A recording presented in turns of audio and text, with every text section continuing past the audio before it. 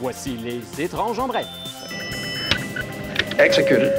Executed. Executed. Canada.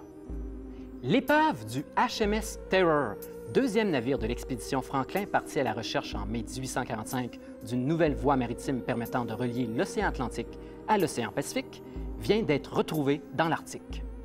Ce sont les équipes de Parc Canada qui sont à l'origine de cette trouvaille. La structure du bateau aurait été retrouvée intacte ou presque, les 3 mâts étant brisés. Le HMS Erebus, l'autre bâtiment faisant partie de l'expédition, a été découvert pour sa part il y a 2 ans. À l'époque, cette nouvelle avait été annoncée en grande pompe par Stephen Harper lui-même. Oh! Oh! Nous apprenons à l'instant que le premier ministre Justin Trudeau vient de quitter pour l'Arctique afin de prendre un selfie avec le bateau.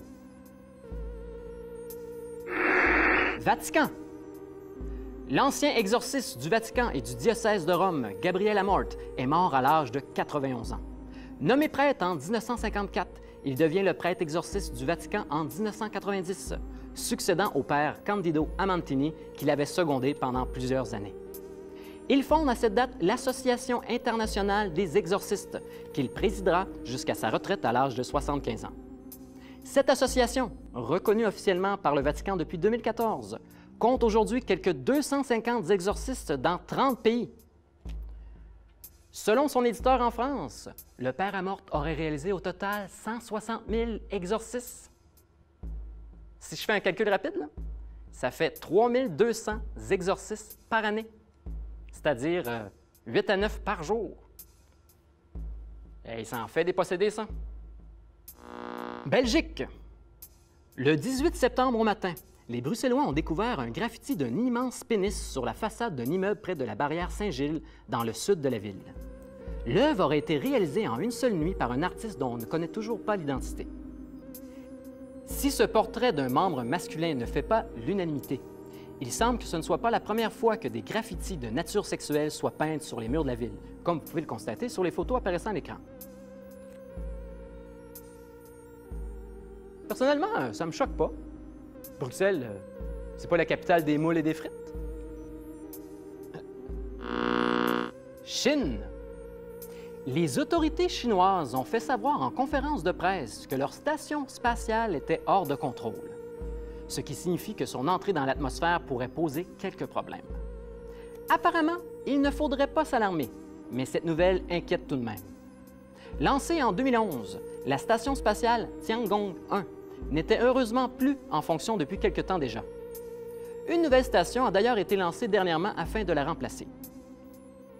On estime que la station entre en contact avec l'atmosphère d'ici la fin 2017.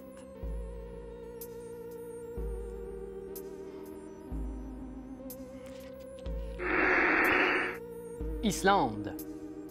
Une entreprise de travaux publics islandaise a décidé de déterrer un rocher pour calmer la colère des elfes. Selon elle, leur habitat aurait été dérangé, provoquant plusieurs incidents. La route aurait été inondée et l'homme venu constater les dégâts se serait blessé. Une pelleteuse serait également tombée en panne et un journaliste venu faire un reportage serait tombé dans une mare de boue. Pour l'entreprise de travaux publics BASS, tous ces événements seraient liés à Alfkonstein, le rocher de la Dame Elfe recouvert en août 2015 à l'occasion de la création de la route. L'entreprise a donc décidé de déterrer le rocher pour apaiser les créatures. Parle-moi de ça, une entreprise qui a conscience de l'impact qu'elle a sur son environnement. États-Unis. Grosse nouvelle. La NASA a actualisé les signes du zodiaque pour la première fois depuis 2000 ans. Et pour la plupart d'entre vous, votre signe astrologique s'est décalé. Il y aurait eu en effet un changement de position des astres en raison de l'oscillation de l'axe de rotation de la Terre causé par les forces des marées, de la Lune et du Soleil au cours des 2 ou 3 derniers millénaires. Ainsi, puisque les constellations annoncent à présent un autre mois, 86 % des personnes vivraient sous le mauvais horoscope. C'est pas vrai, ça, là. Voyons, c'est un canular.